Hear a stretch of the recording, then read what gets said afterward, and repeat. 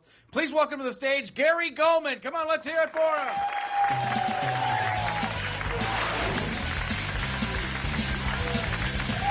Thank you. Thanks, everyone. Thanks.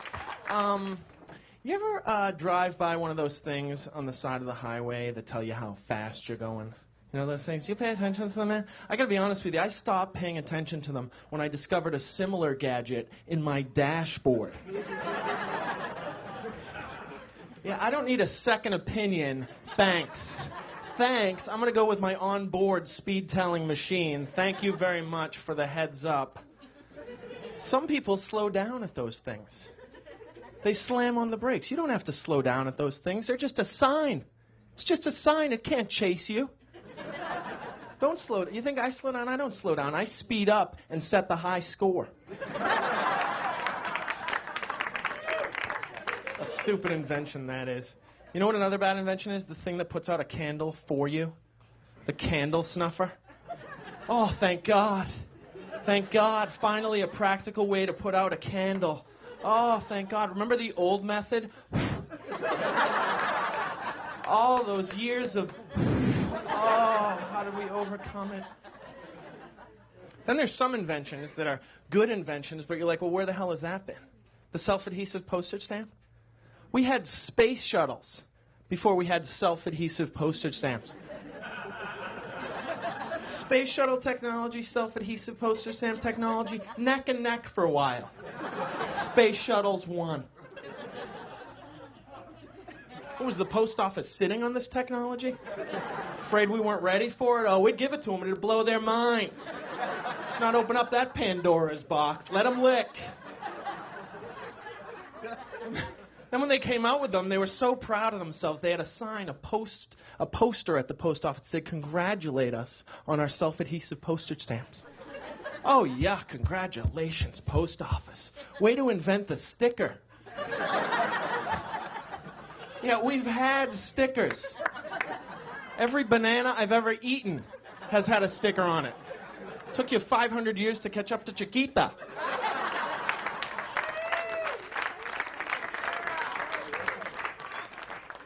I'll tell you a good invention. The pill. The pill is a good invention just by the fact that you know exactly which pill I'm talking about. Nobody's here like, ibuprofen? You know, I'm talking about the birth control pill. There are billions of pills. That's the pill. There's a pill that keeps you from getting polio. That's not the pill.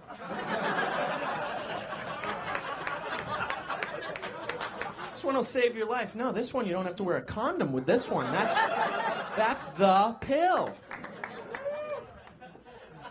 You won't have a baby if you wear this. Man. My cousin's having a baby. And much like you people, I couldn't give a shit.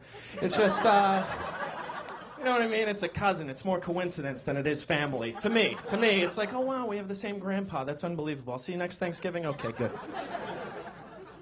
But I acted interested. I'm really good at acting interested. I was like, do you know what you're going to be having?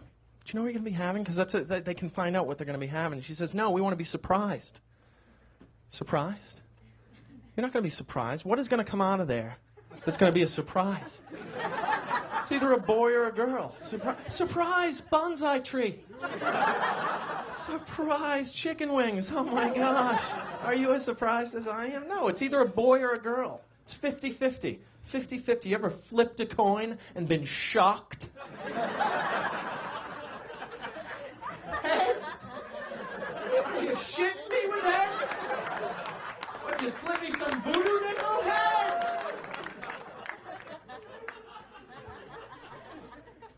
Oh my gosh, so how tall am I? That's a good question. 6'6". Yeah, that's a big Jew right there. That is a big Jewish guy right there. 6'6". I don't mind when people ask me how tall I am. What I don't like is when they have follow-up questions. I want to know how tall my parents are, whether I played sports, how big my shoes are. What are you doing, a project? No, and the worst one is, how tall are your parents? Because my dad is 5'7", my mom is 5'3", and when people find that out, they always say the same thing. They always say, how tall is the milkman? Yeah, that's funny. Milkman. Yeah. First of all, what year is this? Anybody here had dairy delivered in the past 500 years? No, but I appreciate you questioning my mom's fidelity. Yeah, hey, thanks for calling my mom a whore. I appreciate that, yeah. I just go along with this point. I'm like, yeah, my mom was with a milkman. That's her thing. That's her fetish, yeah. She only dates guys with occupations that no longer exist. That's her thing. She dated the milkman for a while. Before that, she was involved with the cobbler, the chimney sweep, chim chiroo, the town crier, hear ye, hear ye. She dated the blacksmith for a fortnight, only a fortnight. She even dated the muffin man. Do you know the muffin man? Yes, the muffin man on Drury Lane is where that sordid affair took place. Do you play sports? That's what people always want to know. Do I play sports? I play sports. I played football. I love football to this day. The only thing I don't understand, the cheerleaders. Are their cheers helping anybody? Honestly? You ever see a player interviewed after the game? He's like, yeah, we were down pretty big in the fourth quarter. We were getting killed. But then the cheerleaders started chanting defense. And that's when it dawned on me. We ought to start playing some defense. Coach, he huddled us up. He said, fellas, those gals are right. I'm putting in the defense. Also, they had another suggestion. I don't know if you want to take them up on it. They said you should be aggressive. Said you should be aggressive. You should Beaggreessive. Aggressive. Why did they spell it? Was there one player? B-E-H? Oh, be aggressive. Okay, I thought you were saying to be egregious. I don't even know what that means.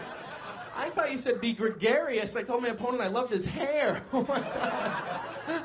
I thought you said be agrarian. I tried to convert the entire economy to farming despite the global dependence on high-tech and fossil fuels. Figure skating is another sport that I have a joke about. And figure skating, cruelest sport, I know. Figure skating. Because when the women fall during their routine, they make them finish skating. They're like, this is the lowest point in their life. Yeah, keep dancing, sweetie. Keep going. And they interview them after they're done skating. They ask the stupidest questions, the most inane questions. They're like, why do you think you fell? Why do I think I fell? Gee, I think I might have fallen because it was so damn slippery. Yeah, I don't know if you noticed, but it was like a sheet of ice out there. They really ought to do something about that. Maybe throw down some rock salt, because somebody's going to get hurt, mark my words. And they're like, why do you think you fell? Why do you think you fell? And then they say, what were you thinking when you fell? What were you thinking? What was going through your mind when you fell? What was I thinking? Gee, that's a good question. At first, I wasn't even thinking. I was more trying to climb out from under an avalanche of lost hopes and broken dreams. But then I thought to myself, hey, bright side of things, maybe I can trade in this bronze medal for my childhood. Why do they advertise milk? Who are they targeting with this campaign? People unaware of milk? People sitting at home oblivious to this drink, just watching those commercials, just mesmerized, going, oh yeah. Oh, that would go good with a cookie. Milk, you say? Am I pronouncing it correctly? Is it milka? It's not a silent K. I just don't want to make an ass out of myself when I order it tonight. Or maybe they're at breakfast. They're all bummed out. Oh, God, this Rice Krispies is so dry. If only there was some sort of beverage I could pour over it, kind of moisten it up. I tried Dr. Pepper. It was almost too effervescent. The snap crackle was deafening, and the pop, kapow. Oh, milk. I'm going to try that with a cookie. I love cookies. I'm an adult, but I love cookies. And it's hard to be, into cookies because you can't get it at a restaurant. You know what I mean? Hey, I hope you saved room for dessert. Well, I hope you've got some cookies. You can't do it. It's an embarrassing thing. The best cookie. I love this cookie. And it's just it's gone from here, great, to greatest, classic, the Oreo cookie. The Oreo cookie. Are you goddamn right, clap? Are you fucking kidding me? What they have done in the past 5 years with the Oreo cookie, the double stuff. Wow. Wow. Mint Oreo. I'm eating an Oreo. It feels like I'm brushing my teeth. Peanut butter in the middle of an Oreo cookie? Peanut butter? Wow. Wow. That's so cocky because it's like they're saying in Nutter Butter, we got it. We got it. We know what we're doing. We're Oreo. I think we know how to do cookies. But we admire what you did with the peanut-shaped cookie. That's cute. But we're Oreo. They have one with chocolate fudge in the middle of an Oreo cookie. Wow. Wow. That's delicious and a little scary because it's like, Oreo, have you been reading my diary? That's been a fantasy of mine for a long, long time, Oreo. And for you to make it happen, well, God bless you. God bless you, Oreo cookie. Newtons have surprised everybody, I think. Newtons have really come on in the past several years with some good stuff. They used to be obsessed with figs. They were obsessed. All they did with figs. And to be honest with you, I wouldn't recognize a fig if it walked right in there right now. I don't know what a fig looks like outside of a Newton. But some guy took over there, and he took it to the next level. He had a vision, and he just gathered everybody up. He says, you know what? Anything we can grind up and shove inside a Newton, let's do it. Cranberry kiwi, sir? Fuck yes. I said anything. Cranberry kiwi is a subset of anything. Put it in there. Pepperidge Farm? Really? Pepperidge Farm? Really? There's a farm? There's a Pepperidge Farm, some guy. Every day I wake up at 5 a.m. to till the Milano fields. Really? Milano. I love the names of them. Milano, Geneva, Bordeaux. Pepperidge Farm, come on. I bought you at Target. Stop flossing me. Pepperidge Farm. You're next to the Goldfish, for crying out loud. That's where you made your money. Goldfish. Don't Brussels, Bordeaux me. Pepperidge Farm. Oh, worst cookie? Sugar cookie. Ugh. How do you even call yourself a cookie if all you're offering is sugar? We're the cookie with sugar in us. What? Let me tell you something, sugar cookie, is it? Yeah. Last Halloween, Oreo had orange filling. Boo. Trick or treat? I feel that's a treat. But you're going to stick with sugar. All right, let me tell you something, sugar cookie, just so you know this. Every cookie is a sugar cookie. A cookie without sugar is a cracker.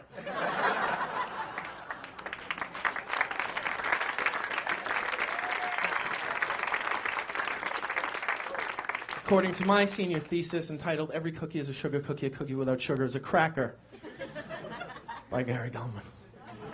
No, that's what's my... I studied zoology, let's say. And I wish I did. I love animals. I watch all the Animal Planet shows. You ever see this animal, the walrus? Oh my God, is that the ugliest animal you've ever seen? It looks like something God built last minute. You know what I mean? Because it has like flippers, tusks, a mustache. A mustache on a sea mammal? God must have been up very, very late that night. He's just like, this is due tomorrow? Can I just do a greatest hits or something? Can I do a best of God or something like that? Because I'm exhausted. Yeah, that's what I'll do. I'll put together some other animals that I've already made. I'll put together the seal, the elephant, and Burt Reynolds.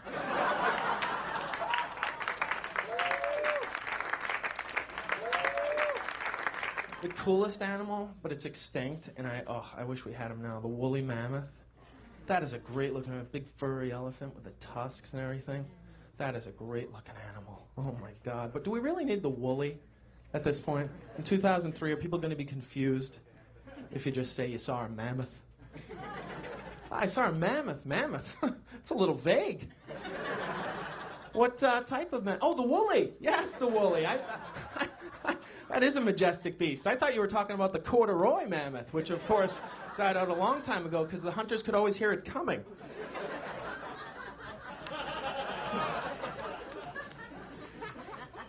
It's a good job.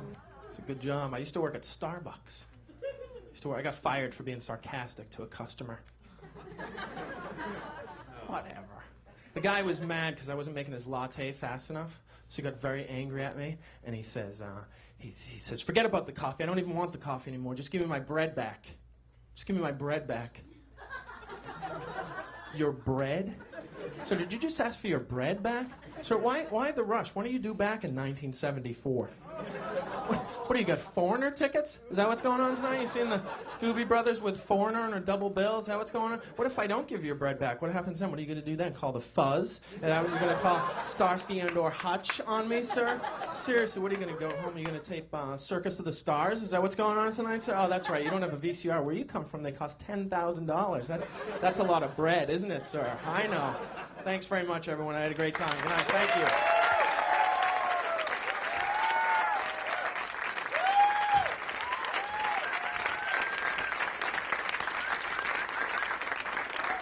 keep it going for Gary Gulman.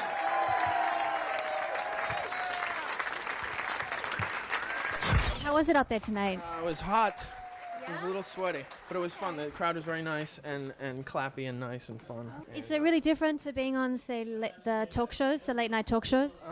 Different energy? A little bit, because I can see all the faces and stuff, so they're really close to the... hey, buddy. So they're really close to the stage. Show a million.